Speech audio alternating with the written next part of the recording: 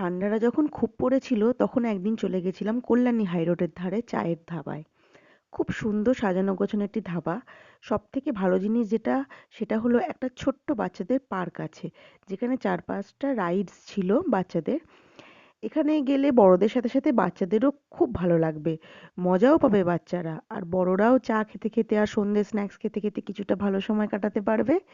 আমরা নিয়েছিলাম দার্জিলিং টি স্পেশাল দুধ চায়ের সাথে মিক্স চপ আর জাম্বো সামোসা স্ন্যাক্সে, আর বাচ্চার জন্য মিল্কশেক উইথ চকলেট আইসক্রিম নিয়েছিলাম।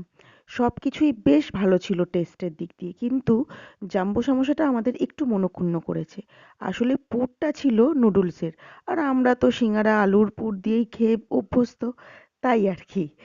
বাকি সব সত্যি ভালো ছিল, এবং জায়গাটাও ছিল খুবই সুন্দর, এবং খুবই ভালো লাগলো। সন্ধেটাও সত্যি খুব সুন্দর কাটলো। টাটা।